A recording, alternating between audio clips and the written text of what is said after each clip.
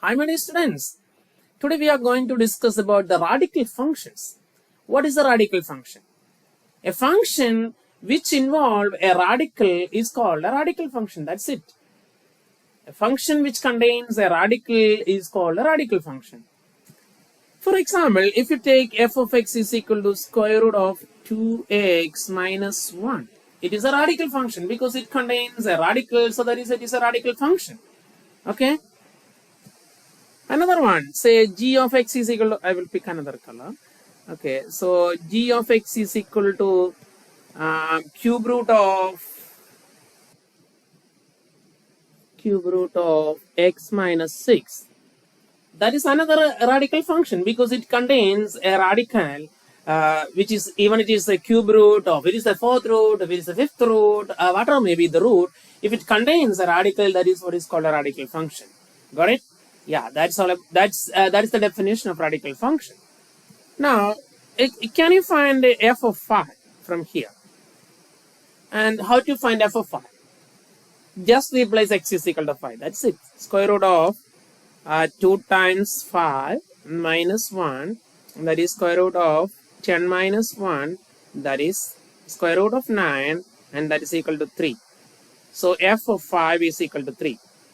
That means when x is equal to 3, we will get f of 5 that is equal to, when x is equal to 5, x is equal to 5, so just put x is equal to 5 here, we get the image as 3. So when x is equal to 5, y equal to 3. Okay. Suppose we want to find f of 13. So what is that? Square root of 2 times 13 minus 1. 13 minus 1. So, okay. So, what is that? 2 times 13? That is 26.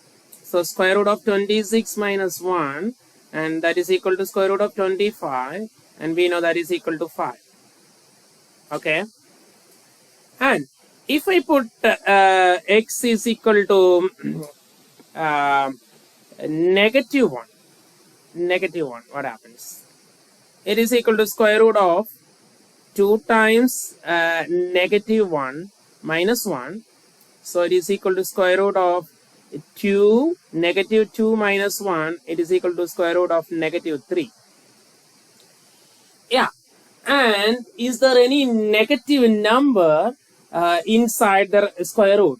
Can we find any number which 2 times that will give you negative 3? What is the meaning of square root? Square root means if you multiply the number with that itself, then we will get a number. So that number is called the square root. For example, 2 times 2 is 4. So square root of 4 is 2. So we cannot find a number whose square is a negative number. So which cannot be defined. So it is not a real number. Okay, got it? And let us have another number. There is another function, and here it is the cube root of x minus 6. Okay. And can you find g of 14 when x is equal to 14? So cube root of 14 minus 6, that is cube root of 8. And what is the cube root of 8? So when we factorize 8, we will get 2, 4, 2, 2. So yeah. So make a group of 3 because it is the cube root, and pull out 1 from that. And so one from that group of 3, that is 2. So the cube root of 8 is 2. Because 2 times 2 times 2 is 8. Okay. So when x is equal to 14, the image is 2. That's the point. Okay. And can we find g of negative 2 here? So just input x is equal to negative 2. So cube root of negative 2 minus 6. So it is cube root of negative 8. Yeah. Can we find a number which when multiplied 3 times with the same number give you negative 8? Yes. That is negative 2, because you know negative 2. Because when we multiply negative 2 times negative 2 times negative 2, it will be positive 4 times negative 2, and that will be negative 8. So we can find a number which when we multiply thrice, it will give you negative 8. So even if the previous one is a square root and this is a cube root, and both have negative numbers inside, then the previous case we cannot, means in this case we cannot define the square root of a negative number, but we can define the cube root of a negative number. So it is possible. So when g of negative 2 is negative 2 itself, so we can plot the point as negative 2, negative 2. Okay. So in the case of a square root, we cannot define the negative number inside the square root, but we can define the negative number inside the cube root in a similar fashion. So we can define the negative number inside the fourth root. No, we cannot define. But if it is a fifth root, we can define the negative inside the fifth root. So in general, we can conclude like this way: if the index is even number, the negative inside is not possible. If the index is odd number, the negative inside is possible. So that is the clue. And the x values that we can input for the function is called the domain, and the corresponding images is called the range. Okay, so let us plot the graph with the help of GeoGebra. So here I plot the function f of x is equal to square root of 2x minus 1, and you can see that. And if I pick a point from here, you can see the point. So what is the first one? 5. When x is equal to 5, we can see the height, that is 3. See? So that is why the first point is 5, 3. And second point is 13, and 13 here it is 5, right? Yeah. So that is why. So we can choose the x values. These x values are known as the domain values, and the y values, the height, these are known as the range. Okay. So any value from here to here are possible for the domain value, and the height is always positive. And look at the negative, f of negative 1. And if we pick any negative value, this is x is equal to negative 1, but we cannot see any point corresponding to negative 1. So that is why it is not defined there. But if we go to the second function, means the cube root of x minus 6, we can see that there are some points here. See, we can see the domain. See, as this is the point when we move. Say x is equal to what is that value? There is the value is 14. So okay. So when we put x is equal to 14 here, so we can see that one 14. Yeah, it's 2, right? When x. Okay, so when x is equal to negative 2 here, you can see that point also here. When x is equal to negative 2, here we can move that point to negative 2.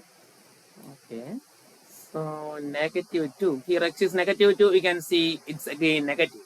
So in the first case, we can take only the start value, the domain start from here.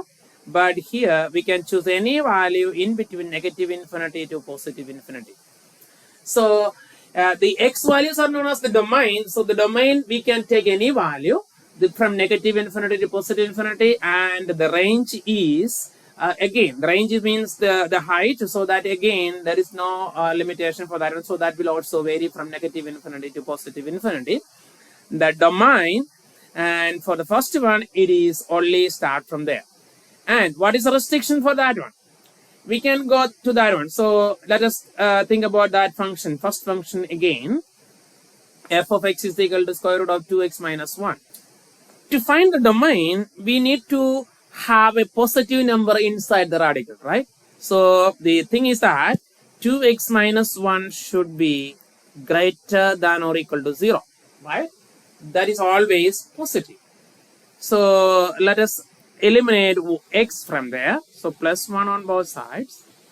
So it cancel out. So you will get 2x greater than or equal to 1. And you can divide with the 2. So x should always be greater than or equal to 1 by 2. Okay. So that is the domain. So we can take only x values greater than 1 by 2. So x greater than 1 by 2 means what? From this is 1 by 2. So greater than 1 by 2 means 1 by 2 to infinity. So that is the domain. So domain of that function is, this is the interval, means the line representation of that function. And if we can define that as an interval in this way, 1 by 2 to, that is the closed parenthesis, because we can include that one.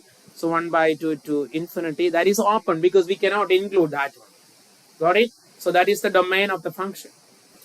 And we can find another one. So suppose f of x is equal to square root of x plus 9. Then how to find?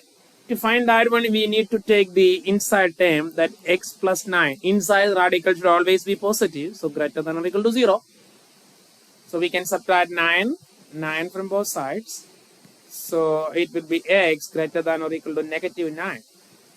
So the restriction is from negative 9, it should be greater than or equal to negative 9. So we can represent that as an interval.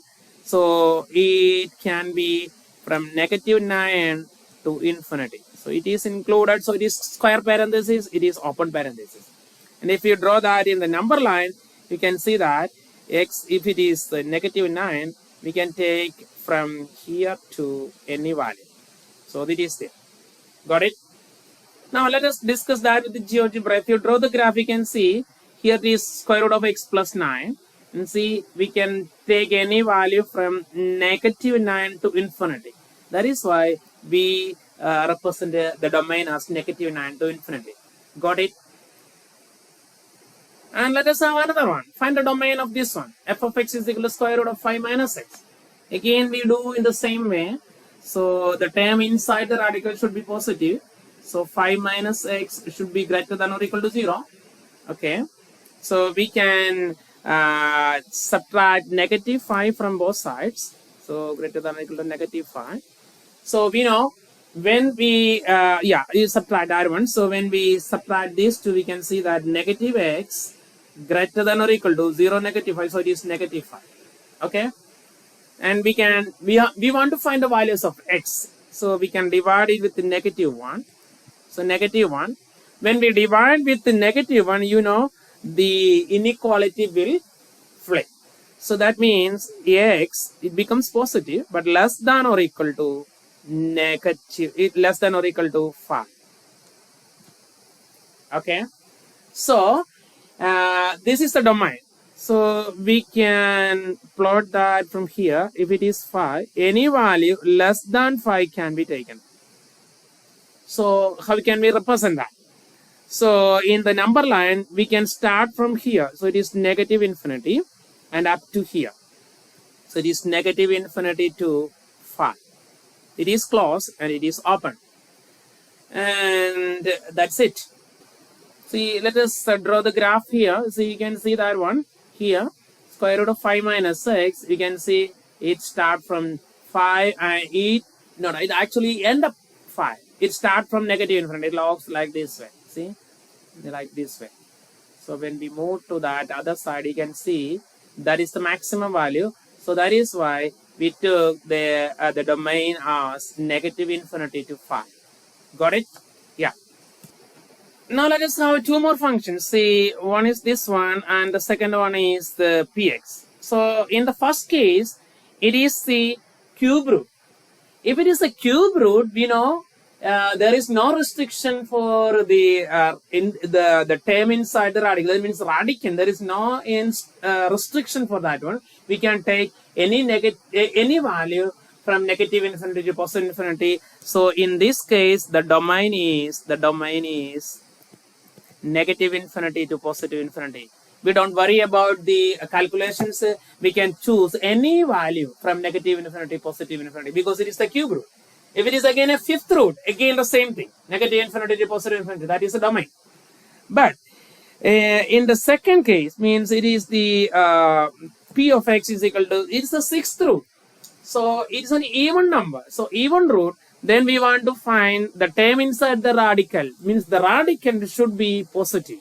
So 4x minus 1 should be greater than or equal to 0. Then we can eliminate x from that one. So plus 1 plus 1. So cancel out 4x greater than or equal to 1. Divide with the 4. So it will be x greater than or equal to 1 over 4. Got it? So x greater than or equal to 1 over 4 means from 1 over 4 to infinity. So x is, here it is 1 over 4 and 1 over 4 to infinity. So we can include that value because it is greater than or equal to, so we can include that. So 1 by 4 to infinity, that is the domain. Got it? So if it is the even root, then we want to restrict the domain so that the term inside the radical, means the radicand should be greater than or equal to 0. And if it is an odd number of root, then there is no restriction. We can take any value from negative infinity to positive infinity. Okay, now let us find the domain and range from the graph of the function. So what is the domain? Domain means the starting point. See here, the function starts from here and end up there. Okay. So what are the x values that we can take for x? Means here, from here, what is that starting value? It is here. So it is 0, right? And the last value that we can take is this one, because it is it's a solid bubble here. So it will end up here. So that means this is the last value that we can take for x. So that is why this domain starts from 0 and 0 less than or equal to x less than or equal to 16. Got it? And what about the range? Range means the y values, the height. It starts from here to here because this is the last value. Okay. So it varies from 0 to 4. So this is the domain. And the range is from 0 less than or equal to y value, that is less than or equal to 4. So that is the range. Got it? Now let us have another function whose graph is given below, but he can see that the graph has the starting point here and the end point here. Okay. So, and again you can see this is a whole point both sides, so we cannot take that point itself. So what is the domain value? We can take any value from here to here, right? From here to here. Including, can we take 0 and 5? No. Because both the points 0, when you put x is equal to 0, it is not defined. So see, it is not there. It's only a hole there. So we can take any value in between 0 and 5. So domain is 0 less than x less than 5. Not equal to there, so we will write that as 0, open interval 0, 5. And what about the range? If you look at the range there, you can see that. So if I look at the range, you can see what is the range. Range means the height. So again, we can start from here, 0, and to, it's again 2 point, suppose it is 2.5. Or 2 point, it's 2 and 3, so it is 2.3. Suppose the height is 2.3, then the range is from where to where? 0. This is starting point. The height is 0, 0 to this point. So 0 to 2.3. Both are again open. Got it? Yeah. And we have another function, that is f of x is equal to square root of 6 over x minus 1, and we want to find the domain of this function. How to find the domain? If we take the domain, it's a square root, so the term inside the radical should be greater than or equal to 0, right? Yeah. But it is positive. So it's again, here we have one more restriction because it has a denominator. So that if there is a denominator, then that denominator should always be greater than, not equal to 0, not equal to 0. So here, one more condition, that is x minus 1 not equal to 0, right? Because if it is equal to 0, that is denominator becomes 0, so we cannot define that function. Okay, so x minus 1 not equal to 0, or mean x not equal to 1, because when we add 1 on both sides, we can see that plus 1 plus 1, so that take away 1, so x is equal to 1. So x actually not equal to 1. So we can take any value except 1 for the domain. And is there any chance to become a negative number inside the radical sign? Yeah. So let us check that one. So is the if we put any value for x other than 1, does it become negative? Now, if it is possible only when x is less than 1, right?